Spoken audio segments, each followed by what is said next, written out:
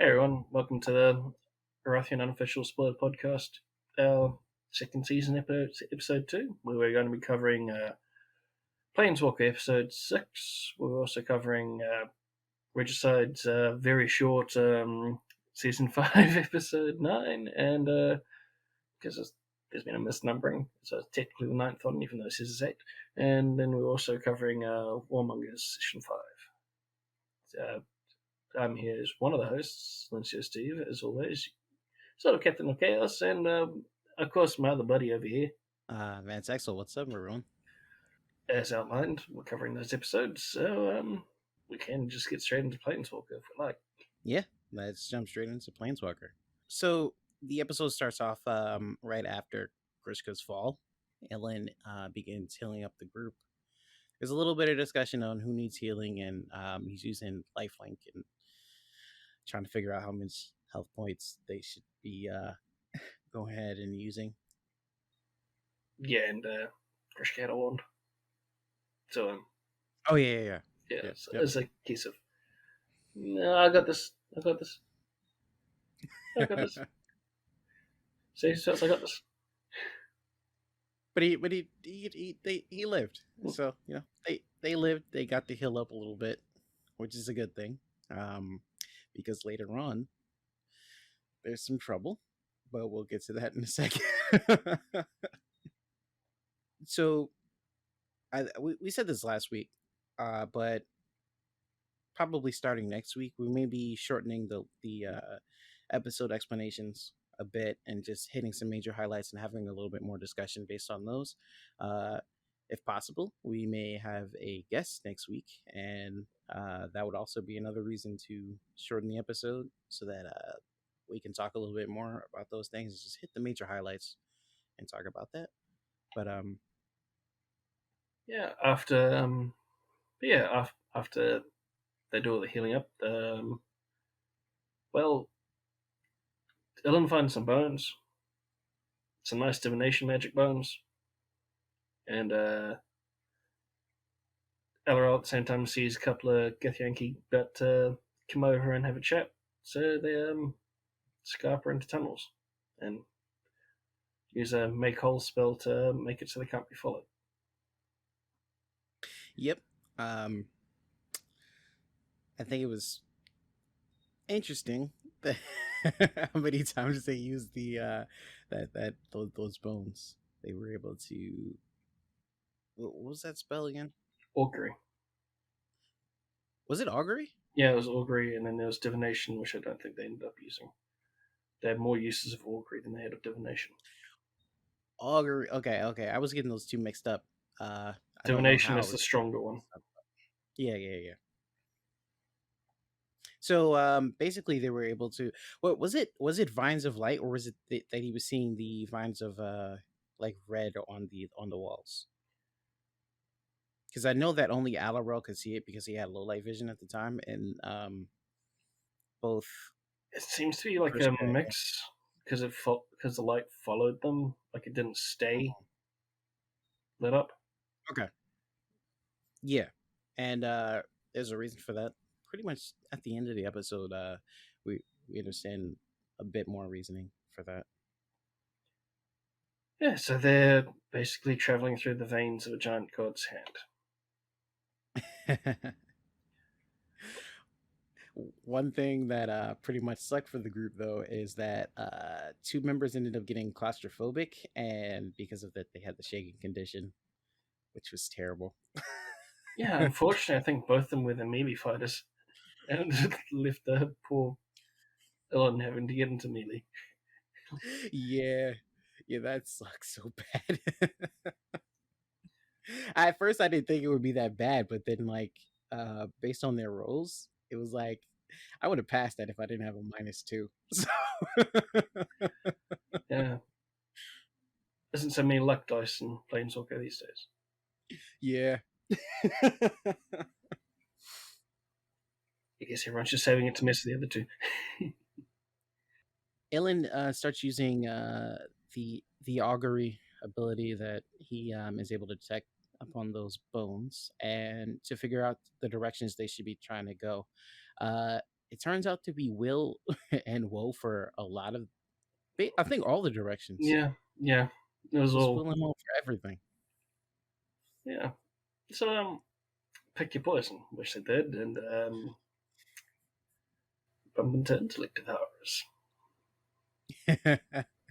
Yeah.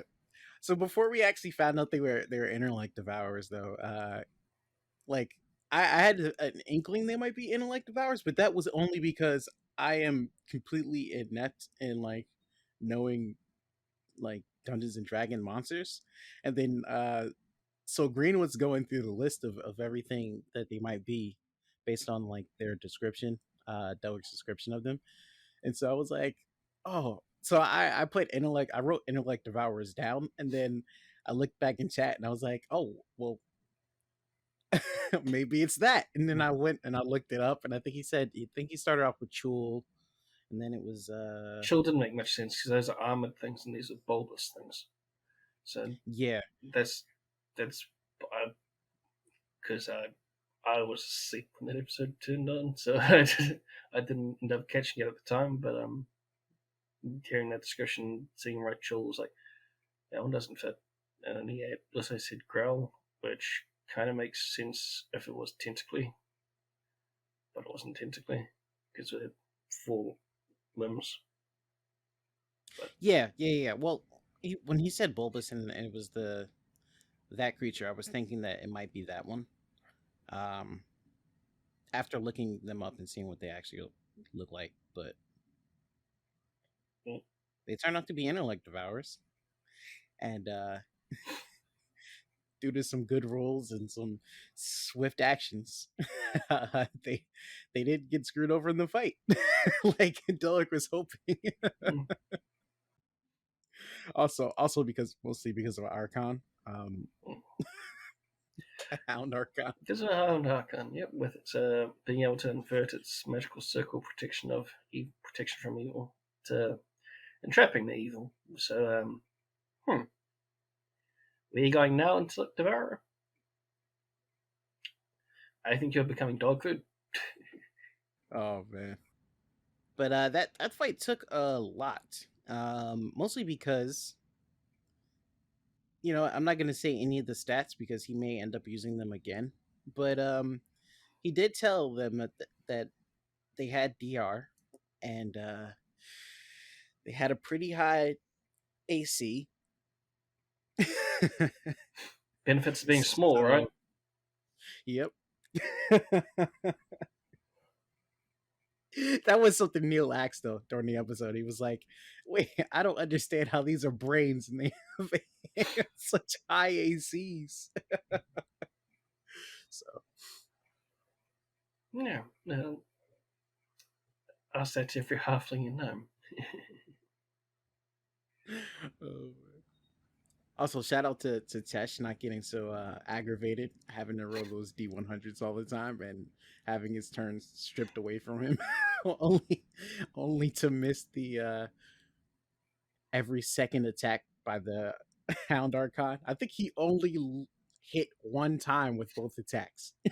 That was like amazing. Oof. That was such an amazing moment. I mean, we know we both saw Jake get up and walk when he got dazed. The first time, you know. One cool thing we also get to see is how the negative energy affects Ellen. It just I actually thought for a moment that he was taking extra effects on top of the increase, but I think it's only at 50% more damage for was the only true effect. Hmm. That was so cool. It makes sense. Yep. Dealing with them. Something that's basically the counter to you, that you're also the counter of. Yeah, it's going Yep. to happen.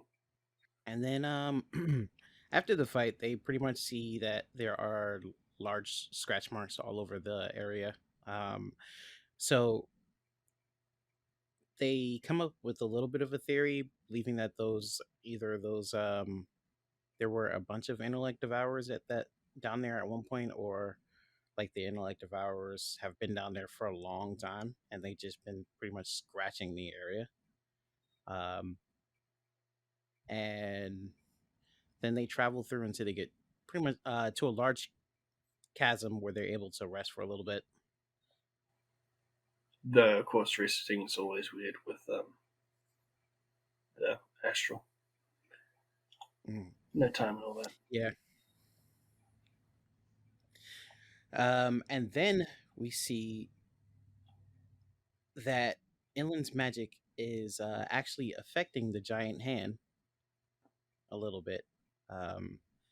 After they begin discussing that that the blood, well, the god's blood was actually moving or being affected at one point when Inland was actually doing the healing, which he did a lot during the combat. Yeah, kind of expect that, but also kind of makes you realize, yeah, they're gonna need something a lot bigger than what Ellen can do at the moment.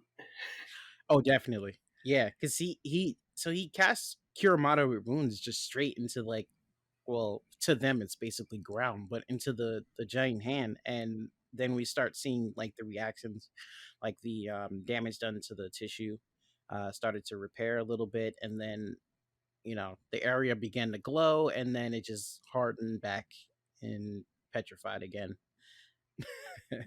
So they're like, yeah, we need I can't keep doing that. So we're gonna need to find another source of just large amounts of positive energy. Now, if only they can get that hand to a certain someone's realm.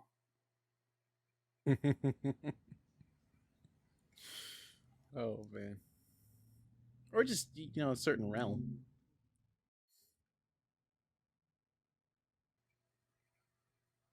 And then they begin to debate a little bit about whether the Githyanki saw that reaction with the hand, but they don't believe that they did. One, due to like how far down they are in the hand, and two, based on I think they were saying like how small the area that he affected actually was. I guess it depends on where exactly that hit, because that might still cause tremors. Right, right.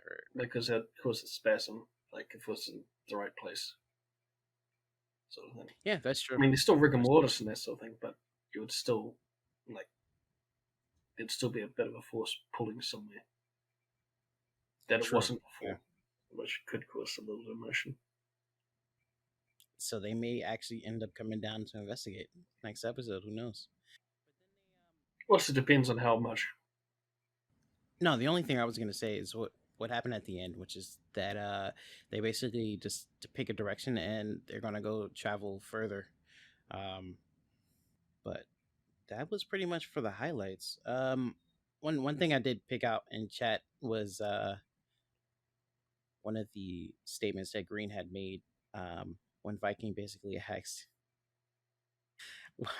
why this piece of the hand didn't get devoured by the entropy, and Green was saying that basically the entropy did what it could, but it came up with something that was eternal and indigestible. Which, I mean, I think we can see a little bit of that here, even during the episode. So, Yeah, just another funny little couple of statements from them during the episode. It's like it's their last moments.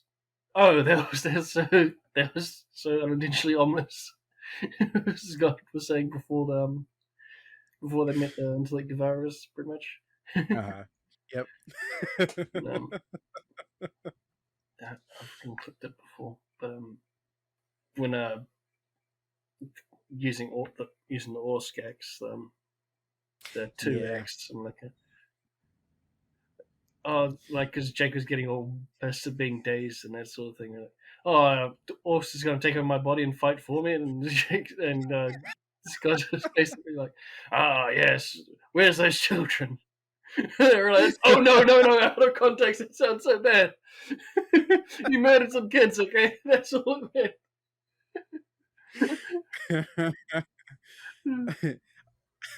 Which totally doesn't make the context much better, but we know what he means. Yeah.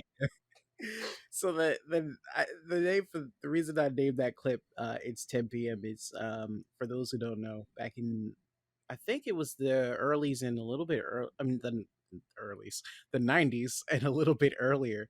Um, there used to be at 10 o'clock. There used to be a right before the news. There used to be a little section on the television that would say, "It's 10 p.m. Do you know where your children are?" And the way that Scott said it, it was like the creepy version of that. So I ended up naming it.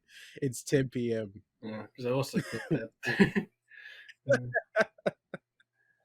Oh man, yeah, he's. But it's cool that we know what Orsk's axe does. It's basically it's a bane effect, and I think it's I don't know what the modifier on the axe is, but he basically gets bane on it. And every single time that Jake swung for like the first 2 to 3 attacks, he was like doing over about 40 damage. It was just ridiculous, dude. So I mean, considering you lost a friend for it, and may as well, right? That friend may be slightly questionable, but we can all pass that for now. Maybe, probably not.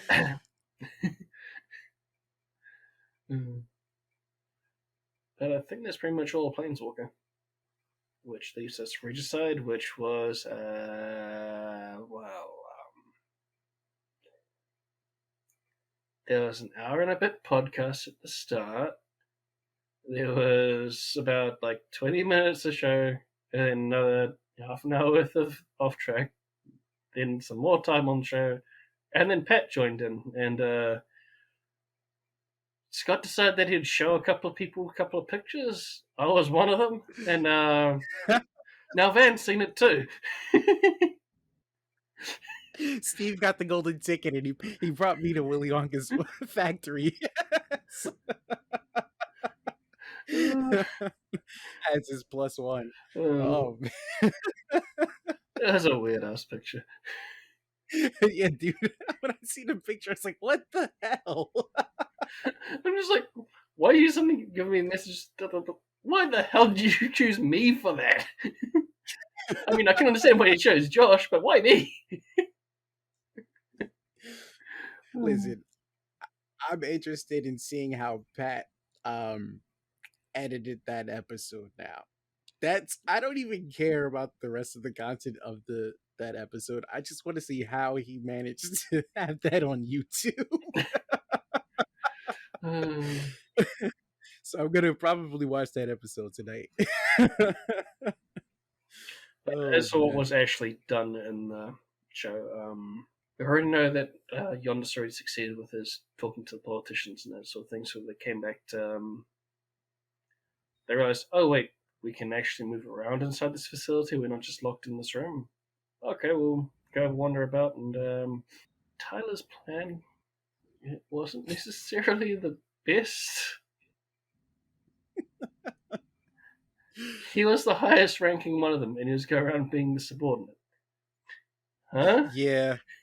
Yeah. I mean, I can kind of understand where Ophios is coming from. If I was in that situation, because it's like Rena knows more about this shit than I do. Yeah, So she's supposed to be feeding me information.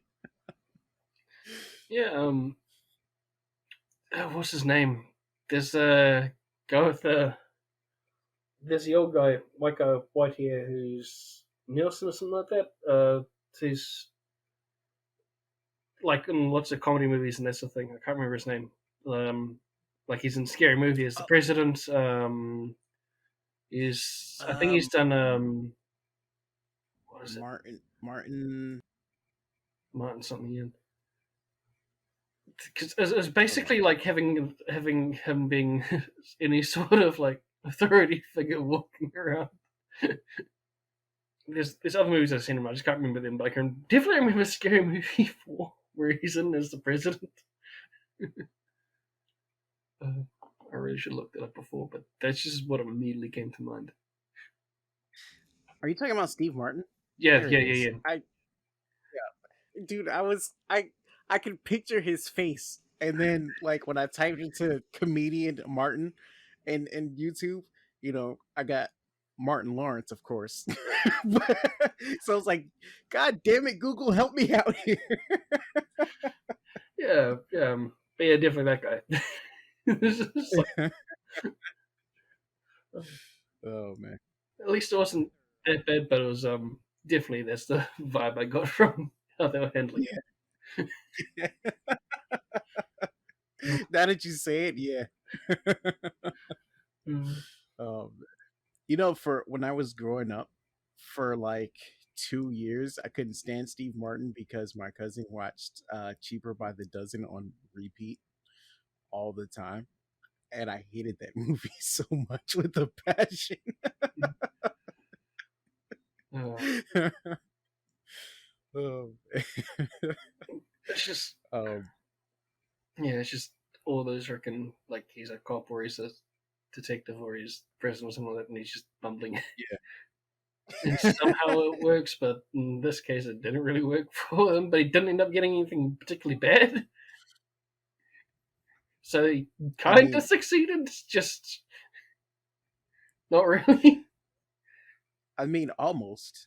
I think the only reason he didn't was because after a while he just like stopped talking. Yeah, yeah.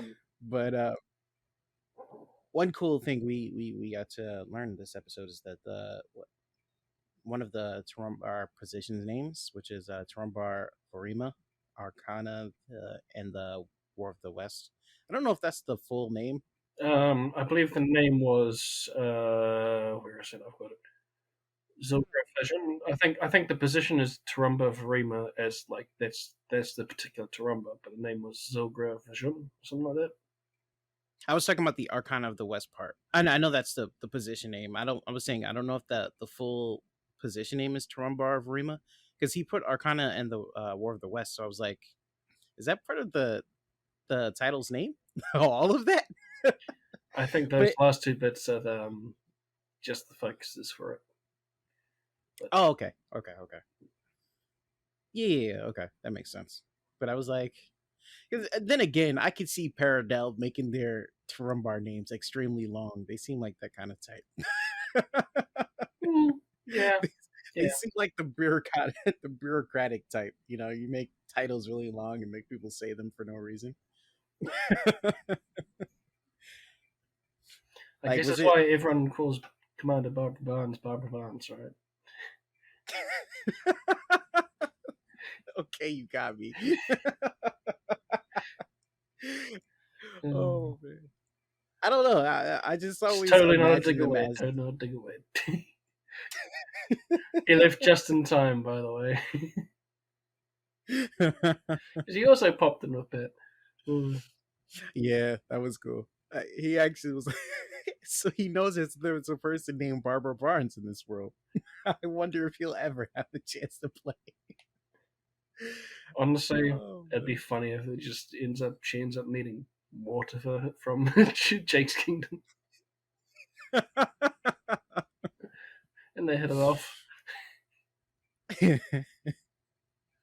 oh man. Um, you want to talk about Zogra and why they have their position? Basically, she's got really good connection to Eustace. Um, so all their gear that they're getting from the Arcane Congress is primarily through that connection. Hmm. And it's also been instrumental in all the Bard and Wizard and etc. arcane skills that they've got. Basically, she's got the smallest highlight reel for all the Tarumba.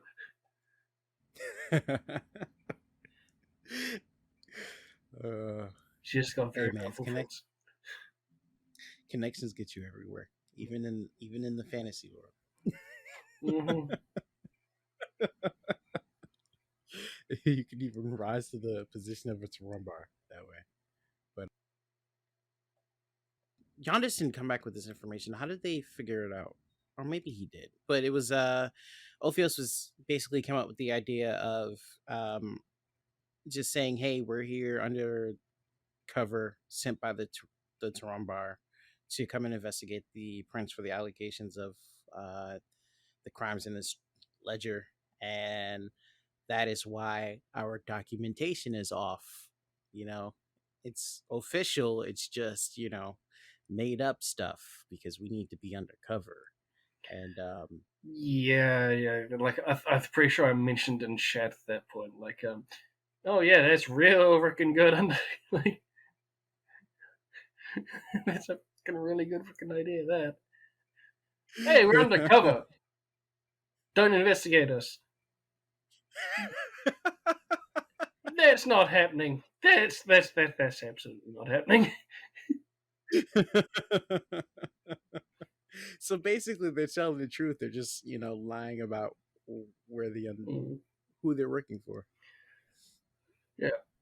I think that information was originally given by Yondis, but I also think Rena also picked up something because she did most of the talking as to finding out what Um, was going on. yeah, yeah.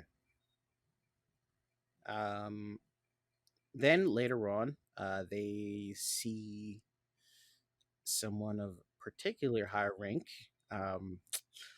Yeah, the Prince's Master Little. of War, which quickly meant for them to go exit stage left.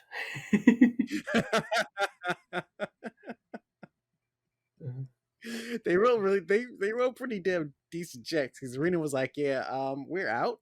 And Mm. he was like, "What are you? He's gonna leave?" Yeah. Yeah, that they overheard them saying, yeah, the Master of War will talk to them in a couple of hours. I'm like, Well, that yeah, was no. after. Like this was as they were leaving. Like Reno overheard. Oh yeah, the Master will talk to them in a couple of hours, and it's just like, yeah, we go.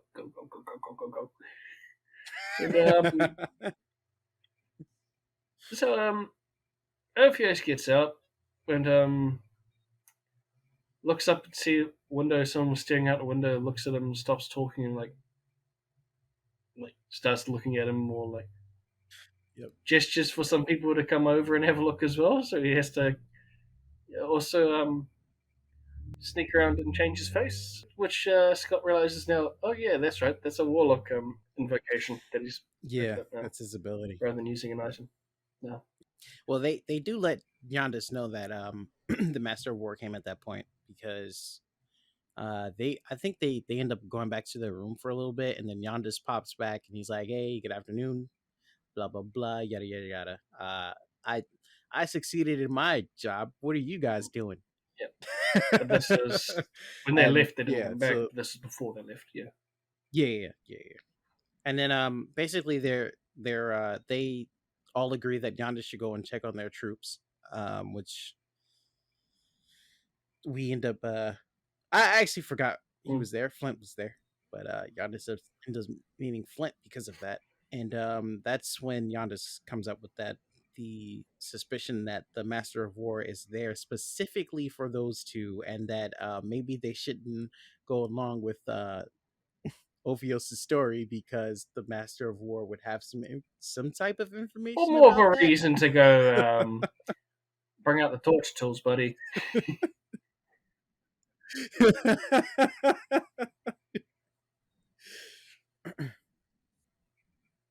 It's also notable that John just had to say something in order to not get a Flint to just immediately attack people. Yeah, I was gonna say that. I was gonna bring that up now. Yeah, they all agree. Y'all just you know what you're doing. Go do those things, and he meets up with Flint. And dude, Flint is Mhm. antsy, dude. He also makes a fun little comment of the food they make is worse than what Ophius makes, and Ophius doesn't make food. Uh, Oh man. Um. Yeah. So because of Giannis's new ability, he lets Flint know that one, they're going to go and try to take down a Prince. Like the Prince, Loper. yeah. Yeah, specifically the prince. And uh Flynn is like, well, you guys needed me last time, so maybe I should come. And he's like, nah, we got it. Nah, you don't understand. So um Yondis is gonna just have Flint make make some kind of distraction, some kind I of think the diversion, words so ended that up they're being, able to yeah, injure, not maim. So we'll see what he can do. I believe what came right after that is, hey, you're being really understanding today, and I think I might have to pay for that in the future. Yeah. So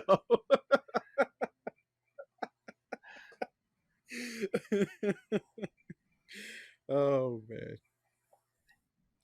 So then we get to the part where you were discussing a little bit earlier, where they're both sneaking out, and Ophios gets curious.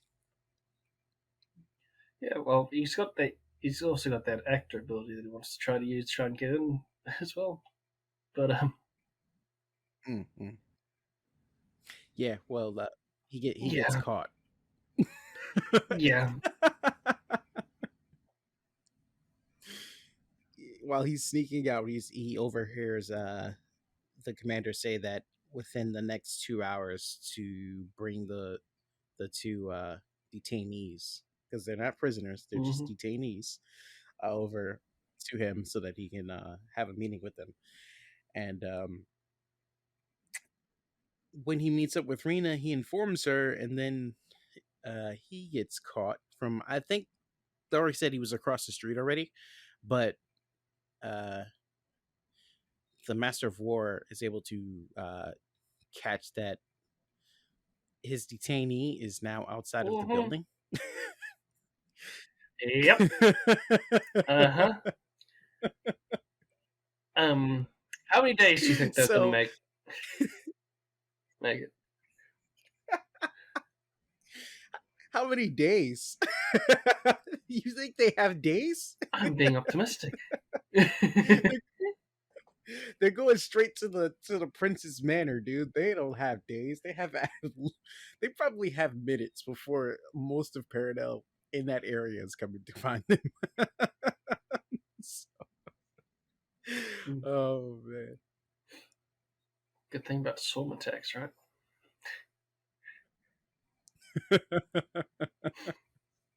Otherwise, There we go. I think that's when oh yeah, the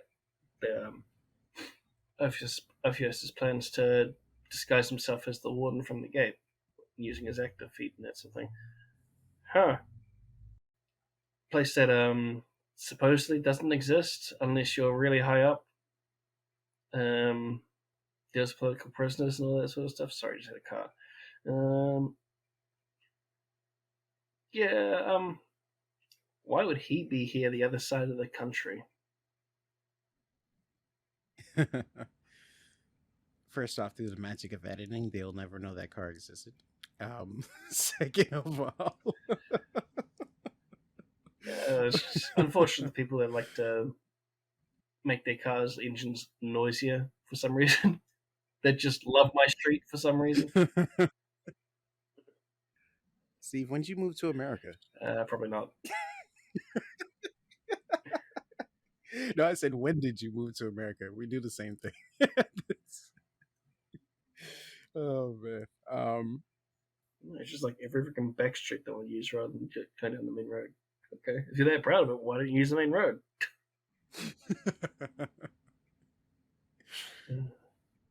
I think a funny little thing from this episode was when Viking was saying that Flint's got FOMO, and that's why he wants to go.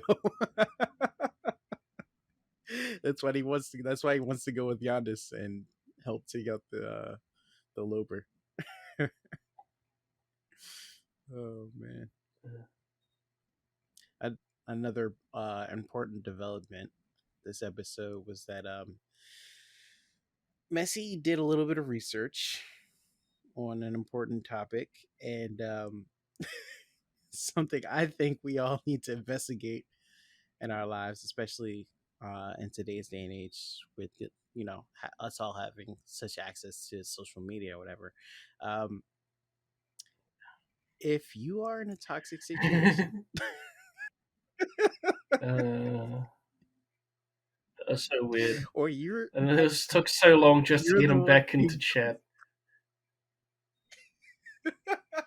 Oh man, that was weird. oh man, Yeah. listen. I heard Britt listens to these, so I'm not gonna make any late comments. You didn't even have to go there, but I guess we could if you really want to. Listen, It was I'm not just gonna make funny how any. I didn't get caught with any of them. Like Nagi just got kept on getting kicked. Dude, he got banned for at least 7 minutes. Yeah, yeah. Oh my god. Yeah, I'm pretty sure if you went to look through the VOD, you'd see a couple of little references I made. But oh, I didn't get caught for some reason. Oh man. Yeah. Listen, all I'm saying is I don't want to make any references to any specific bodies of water, frozen or otherwise. Well, we had the Scooter Gang one last episode. We may as well do the lake one this one. If anything else pops up, we'll probably find it in the third one.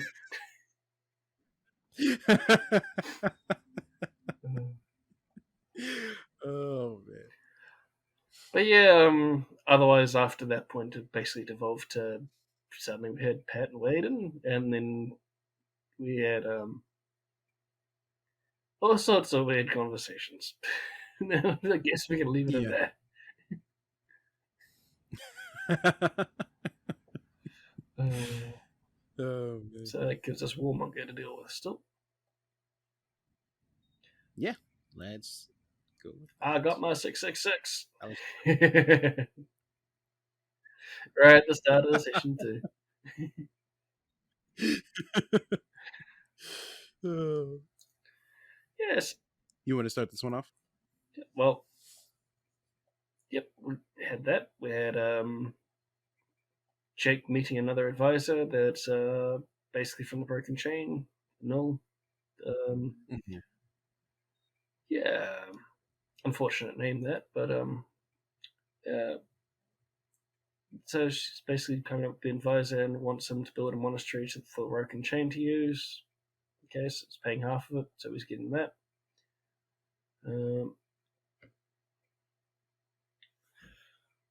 Of course, she's a typical Broken Chain sort of personality, but Yeah, I was gonna say that. There's two ways to look at that because one, somebody's coming up to you with an offer, and they're like, it's a pretty damn good offer. But on the other hand, she was being unreasonable. just a little bit. Just gonna Just say, a little bit. like you just walk up to a leader. You want this gold. Um, I need your entire country to do me a favor, and if you don't immediately agree, I'm gonna walk out, and you'll never see this gold again. Yeah. So there's that. We also had Tissel, the character, and his diplomat Marshall Mm-hmm. got to go deal with the land rush event that they got. That was supposed to be a positive settlement thing, but sort of wasn't. um, True. Yeah. but, and I think I forget exactly why. Maybe I took notes on it, but I feel like Delric might have changed it to be a little bit more positive than than the actual event was. I think it just came down to how he dealt with So it. kind of Tissel dealt with it. But okay, yeah, it maybe it was was a that. shoddy mine and people fighting over there as to who owned the mine. And Tissel goes, "Okay, we'll set up some protection for you guys, and you guys will join us." And rolled really well on the diplomacy. But basically, it has the I'm deal not of gonna. okay, first 3 months, we're only paying for things like the watch on this, and we're not getting anything out of it. You guys are getting that money, and that sort of thing. But Mm-hmm. afterwards, we're all together again, which worked. So I'm not going to name any specific state because um, they just went through a hard time. But so I'm just going to say these sound like sovereign citizen folk, the way that Delric portrayed them. Um, it was like, that sounds like taxes. I don't like taxes. Are you trying to tax me? And so it's like, listen, you dumb fucks. Oh, But then Marshall what do you also think? investigated the mines, um, and basically came to the conclusion that these mines weren't the best, but they showed that the closer you got to the volcano, the better it all got. And so I think by the end of the episode, Sal was saying he wanted to move his capital to the volcano. I'm like, okay. Paint a bigger target on your back, but okay. Oh man. Because every natural I disaster mean, role is going to come his way, or every trunk out. pour one out. Well, I was gonna say pour one out for for the people of Pompeii. We don't need any more natural disasters, please. I just can't wait for someone to actually get that event role. But like, now that I've said that, it's going to happen to Justin. I just want to say Tessel is a pretty good guy, morally and alignment wise. Yeah, chaotic's always been He a just good attribute. Yeah,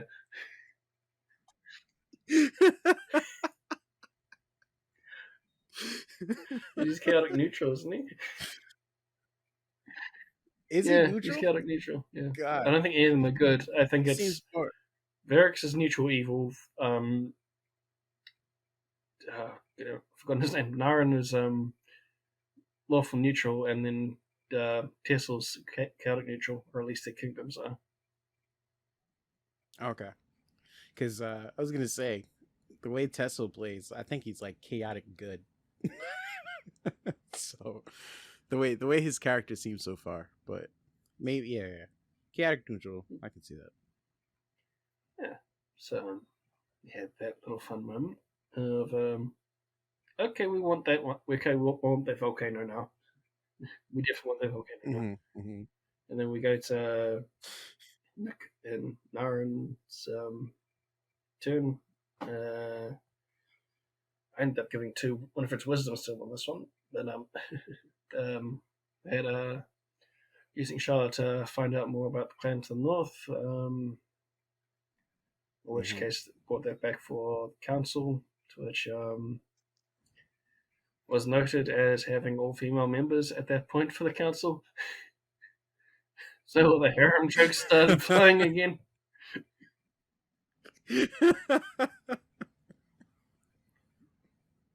As well as the jokes that he doesn't See, want that's the Poppy. consort position to be changed just yet.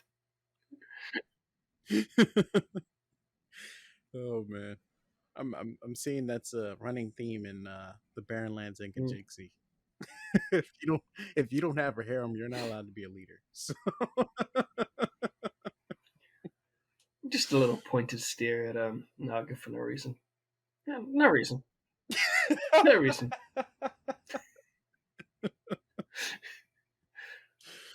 Um, yeah, so we had those little jokes going on. Basically, but basically it was finding out about the clan to the north, where it's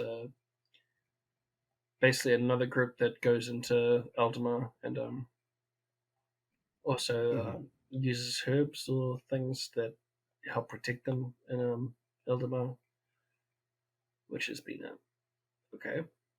So now we want to know what that is. But he builds essentially ends up building a plans plans to build a fort and more. At the council, he plans to build a fort and take more along the river and connect all his towns by road properly again. Well, we do know the name of the clan. It was Clan Vosk. I thought Vosk was We actually found out there. wasn't Vosk. Oh no, that's Yeah. Varix. You're right. Yep. I looked at the word Varix and I ignored that because I was looking for a name for the clan. I was like, wait a minute. No, you're right. Yeah, Token that's or Clan something Vosk. like that. I think But it was for next one. oh, did we get a name? Yeah, it's like Tilkin or something because he Just... made a joke about, oh right, we're gonna go take the kush from Clan Token because the name sounded very much like Token. I think it was Tilkin or something like that, Tilkan or something. I know that Narin was saying that he wants to gain control over the river in order to um, basically have better Transportation. transportation was the word I was looking for. Yeah, better transportation, much quicker, and possibly better defenses, because it's kind of hard to invade or send an invading army through a river. So, but I think one of his advisors, I forget which, was saying that if don't you think if the river is such a great thing that someone else has dominance over the river? So I'm looking to see how that plays out with him kind of pushing toward that. Well, we know those first two ones are his, at least by the end of the episode. Yeah. Then I think we'll move straight onto Jake after that with Ferrex. Where he finds out about his clan to the north, which is Clan Vosk, which is basically. Oh, before we get on to Jake, Nick manages to call out in chat someone who will roll low enough so that he does not get an event yet again. Yeah. Yeah. That's just fucking phenomenal, dude. Yeah, he's the one guy who can consistently avoid events. His ability to roll low, even through other people. Yeah. Kind of resulted in Scott going, okay, now this game is set to make events for him. For all the people now. Like, oh, okay, more work. I'll give another shot. Let's see how it affects things. That was good. All right, I'm sorry. Go ahead. We can talk about Ferrex. Find out about Clan Vosk, which is to his north, which is basically another Baronlander sort of clan like his, but doesn't farm, only hunts. Because Baronlanders only hunt. We don't do this agriculture thing. It's taboo. No farming. Right. It doesn't seem to be connected to other clans like the one Nyx was, which is supposedly in some sort of treaty with another clan that we don't know about yet. But Clan Vosk doesn't have any of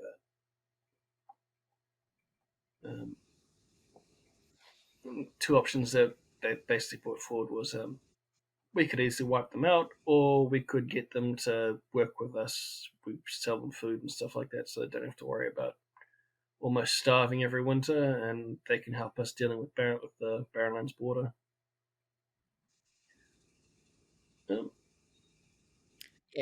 I think it was interesting how they already had a plausible story for being able to wipe out this clan. I mean, clearly someone's good at finding those things out.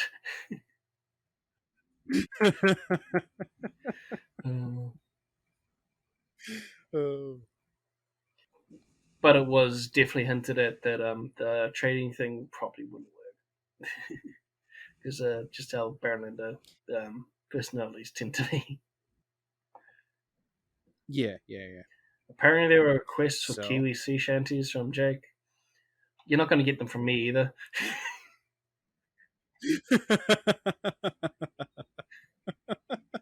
Just saying. Just it had to be said. I may live on an island doesn't necessarily mean I can do that much in the way of the sea.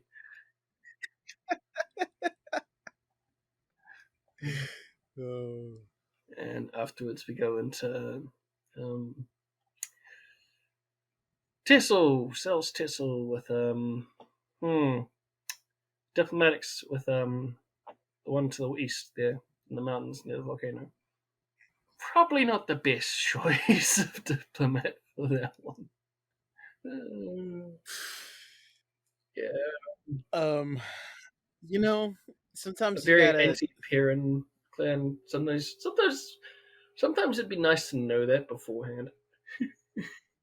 before you just send your parent down to an anti-parent group.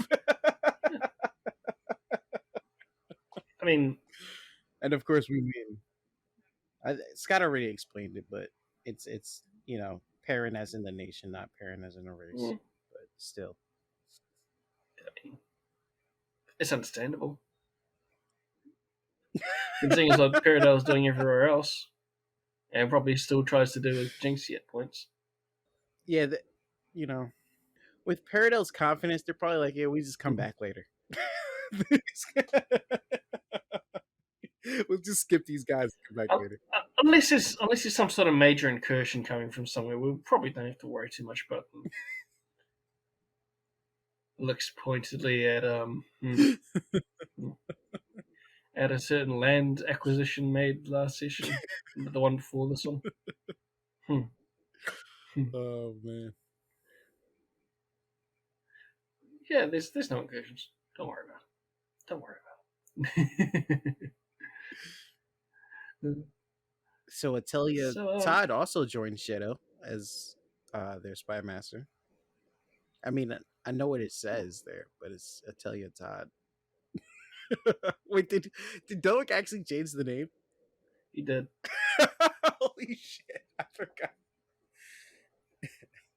Because Cell was complaining, like, what's this changing on my sheet thing for? What's this messing with the names on my sheet for? Yeah. So, yeah, but I tell you, Todd comes off the tongue easier than I tell you, Cryptic. And Rena got a good chance to have a look at that when she read. Well, she saw Atelia Cryptic first, and then she agreed that Atelia Todd is a better name. So Yeah. So, yeah, it was a nicely timed sort of situation, that one. by the way, shout out to Cryptic just accepting that his name is now Todd. I Oh mean, man. do we really know whether it was in the first place? Oh man. One other thing I forgot to mention with Jake's one, Morpher goes into a long, stirring speech that they just let him talk and then start up again afterwards. It was actually pretty rousing, he got everyone excited. Pretty rousing, yes. Not the other one. Not the other one. I'd be concerned if it was the other one. Listen, And then how you went into got everyone excited afterwards.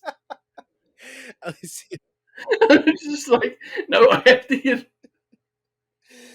oh man. After Yeah, it was a pretty successful speech. Yeah, it's just that they weren't listening anyway. listen, as long as it wasn't ankle popping, it's fine,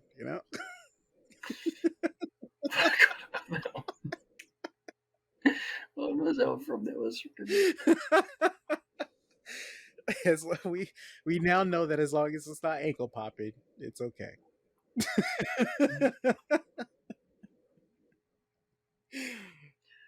Oh. Um, Sure, I could that somewhere. no, it's definitely a glimpse. I've seen it. Oh yeah, good, that one. Gotta make sure you enjoy it. That's what it was cool. Right from Richard's side. Yeah, everybody just go watch that clip. Gotta make sure you enjoy it. Oh man. I forgot what we were Um, talking about, dude. Go ahead. Oh, not Ophios. Um, Mortifer's rousing speech. well, Right. Okay. yeah, we're talking about. Yeah, that was just me cutting back to that because we skipped it. But we're also dealing with Tessel's unfortunate nick roll on the Mm-hmm. getting the embassy. Like, okay, they know you're there and they'll talk to you and that sort of thing. But the unfortunate low roll on getting the embassy. Mm-hmm. Um, so they're no longer indifferent to him. They actively dislike him, and he's lost some fame as a result. Yeah.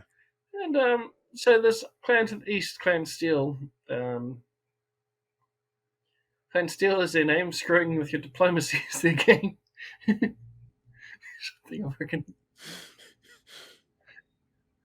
Something I kind of thought of like after watching that was like, yeah, that seems like a good motto for him. Oh man. Mm. Also, Crusader.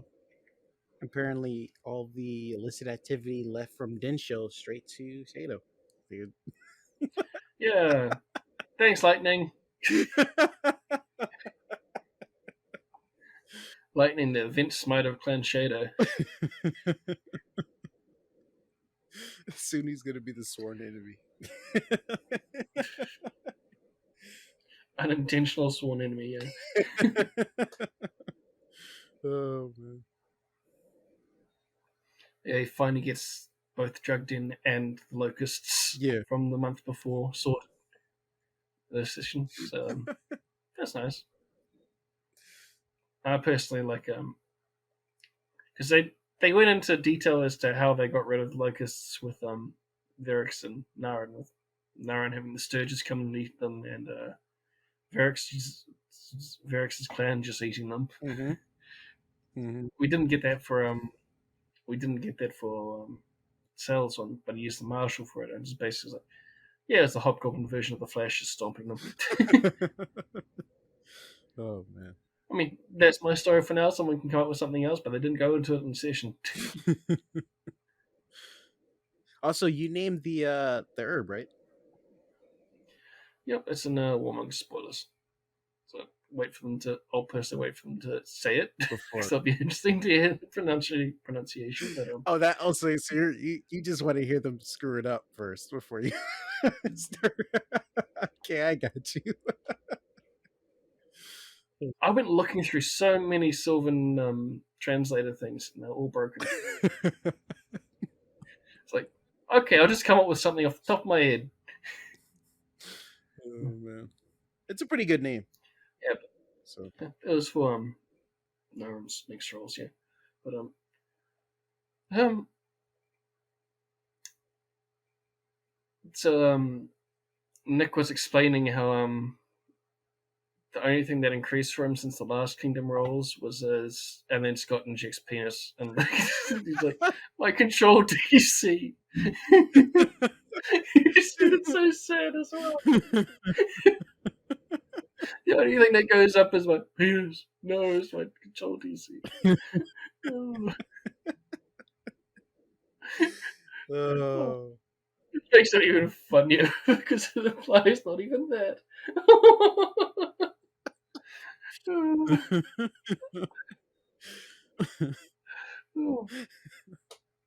Just the way he said it so sadly afterwards. Yeah. It's just like, oh. Is it- Basically, the only thing he builds with this one is he just claims some more land so he can build a road to the town that he said Mhm, recently. mhm. And a pier in the new town, and the capital gets a house and herbalist. And we have a lovely little moment of wait, who's building the? Wait, you're building the alchemist? No, that's not me. Oh, right, that's Cell. No, that's not Cell. That's Jake. Yep, I knew it. I mean, technically they all have four-letter names, so Yeah, that's true. I'm not surprised. But Wait, that's Well, I guess Tesh is his nickname, but technically that's true on And Neil. Planeswalker. Yeah, it's technically Neil being 4 Planeswalker. letters. Oh. He doesn't get messy mixed up that often. If he does.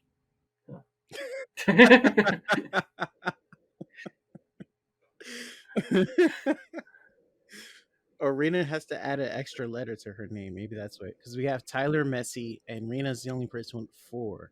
So on Rena's side, she's gonna have to be Rena's with an S at the end, just to round that group. I mean, we know Orpheus used to say that, so It's true. I'm sorry. Sorry. but I guess with her having a 4-letter name and them having more than that, it's probably the reason why she doesn't get mistaken as much. That's true. I was gonna say that, Scott. That's why you can't remember anybody's name. You have too many 4-letter names. And the one where you only have one 4-letter name is the one that stands out.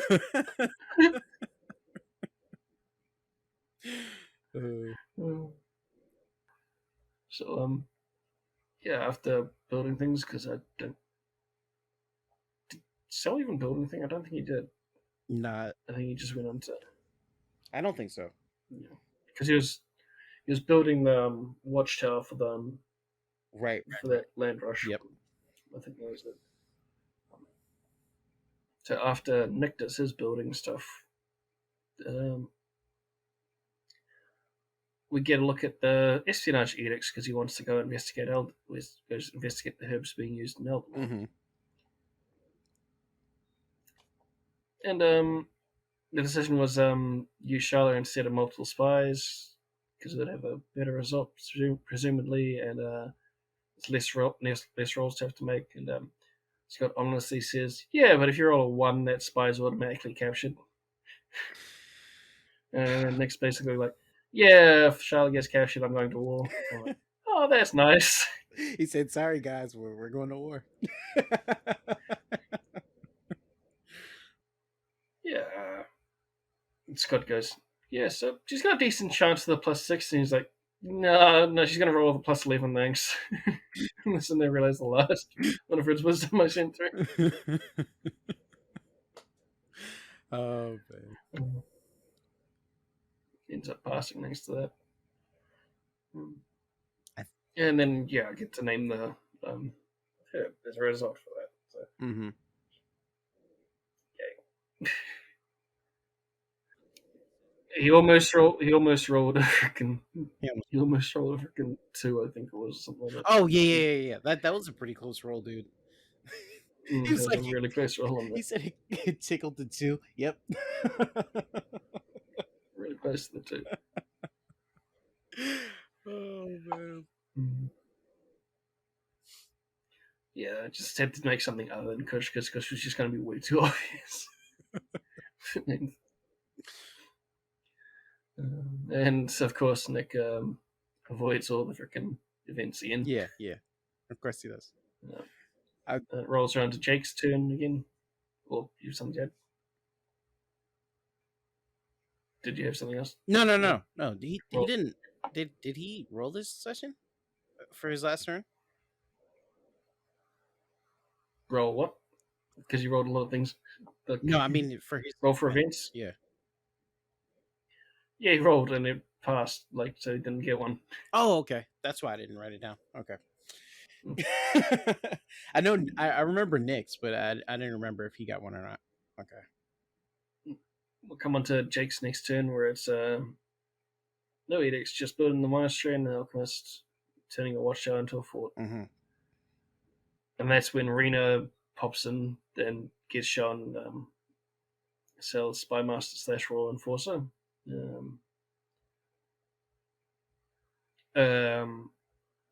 Jake ends up being short some coin for building the alchemist because something cost more than he expected it would. Right. I believe it was a monastery. And he ends up having to ask a coin from others. And basically, Shadow only goes on 1 and Nick goes on 2. That's all he needed to build the alchemist thing, so there's 6 a turn, and you only had 3. And Sal's like, yeah, you don't have to pay that back. You don't have to pay that back. And Scott's like, yeah, you're going to get events with something like that, mate. And it's Nick's like, yeah. There's 50% interest, with the intention of just okay, we're going to be very next turn that he can, he's going to be paying them back. Yeah. Those two have to roll loyalty checks in order to take it out to give it to them, but he doesn't have to roll loyalty checks in order to pay them back. So that's nice. Yeah. Which kind of makes sense also. And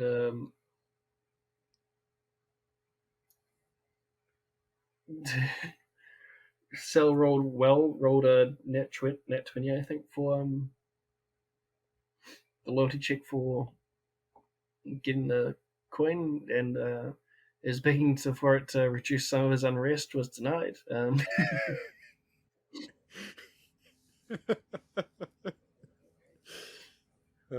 mean, it's fair. How does giving away people's money make them less angry? Yeah, unruly? Yeah. I don't know. You'd have to ask the U.S. citizens. Not just U.S. citizens, everyone's. No, I know. Yeah. So after all those buildings, it sells to, and sells. Still has no luck on them Naganadas, eh? Mm-hmm. Then, Because he's, I think it's like second or third time he's tried to make a masterwork Naganada, and it's not worked. Yeah, it's not doing well. Bone Scepter for Jake automatically succeeds, so. Mm-hmm. I'm just saying maybe some people's stats should increase before they start trying to make warlords weapons. You know. I'm only joking, by the way. They have a status update meeting in cells where basically they're just going, so we're prepping for war with everyone else around us. Mm-hmm. So, yeah, just so you know. And also Nick saying, I'm planning on setting up a fortress so I can have quick response for in case you guys get attacked. Well, in case Ferrex gets attacked. Yeah. Because it's going to take him a while to reach Cell anyway. It was basically, hey, I'm prepping for war, and oh, you're prepping for war. I was thinking about getting into war myself. So well, I might have problems with some Paradel haters soon, so I might be getting into war as well. And then they all agree, hey, if we all get into war, we're all just gonna support each other. Yeah. I'm trying to think of how many freaking fronts that makes. Because is it 9 or is it 6 or what? It's some freaking multiple of 3. Oh man. I mean, probably even more because one of them's got a treaty. True. Yeah. Who knows? And it's with the what is it? What does he say? The clans to the north. So somewhere in there, yeah. And also planning to attack Ultima. Because that's his job. Uh-huh. Yeah, that's his job. Yeah. So we'll see. Get to see how that plays out. We had Tyler raid with saying PayPal sucks and Scott going into a couple minute long PayPal shill. We find out that Clan Steel is way more warlike than Clan Shadow is, but their mines produce less quality ore. And also have more mines, but it's just less quality. And Tessel announcing that he's going to expand to the east gets called ambitious by Varix. I believe that's the end of that one, but there are polls for hype trained characters and that sort of thing. And Nick got level 5 one, and Jake got level 1 one.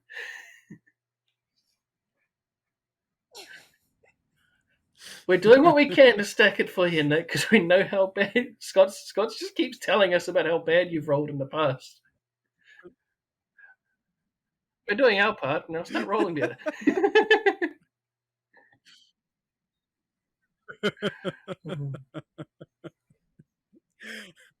Wait, was it Nick that was understaffed for this session or something? I don't know because they're I all can't pretty much remember. close to being just like I two know our positions left.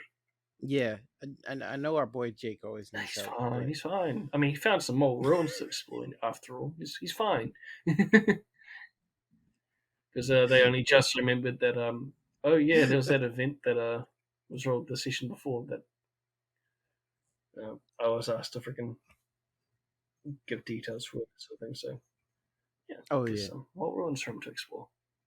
listen, um, from the Kingmaker series, I know that mole ruins bring nothing but pain, so our boy Jake needs some help. The mole have done nothing but destroy Aeroth. That's just a matter of perspective. I mean, I could just have been modifying it or improving it. Thank you very much.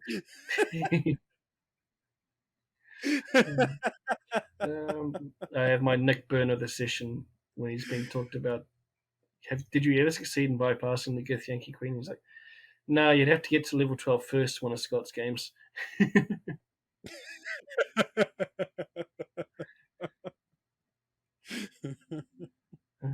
We'll see. Uh, And I believe that is everything I have. Unless you have anything else to. no, the only thing is that cool thing is that it's kind of relevant a little bit is that I did run my first session Nice. DMing, and I had to say that I didn't notice until after the session how much like um of my DM style did come from Scott. Like even breaking it because my players ended up, of course, splitting. So you got a couple of Tylers, have you? But I was able to. I'm gonna say that I was able to like cut the time in between each of them and like cinematically do it only because I've watched so much of this damn channel. And I was able to feel confident at doing it without like freaking out and be like, "What the fuck, dude?" What So, system? but yeah. Um, so because of the humble Oh, bundle, yeah. I wanted to try out 2E for Pathfinder.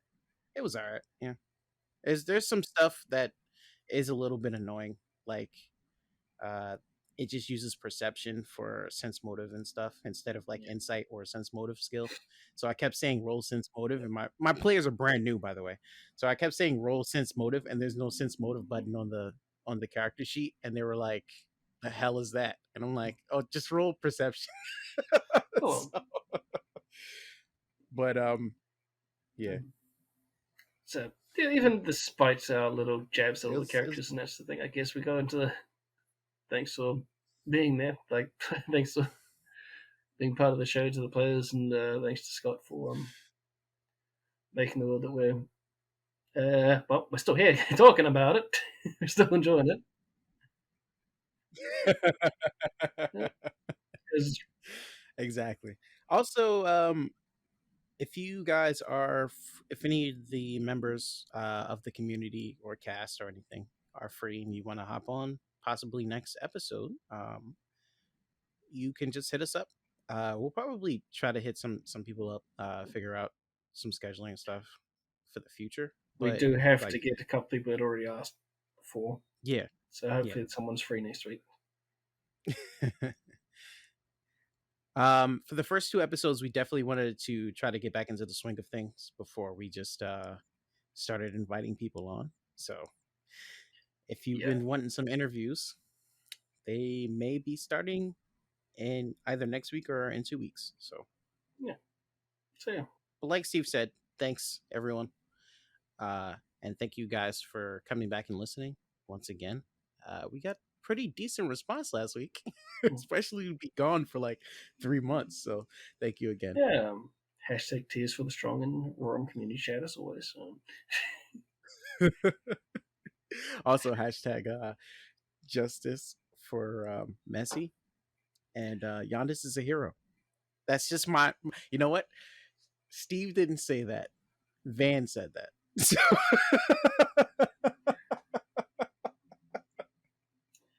I mean, Tears for the Strong is just my usual one. Anyway, thank you guys once again. Have a good night. Roram community chat, remember. Yeah. Light up the community chat, guys. Thank you.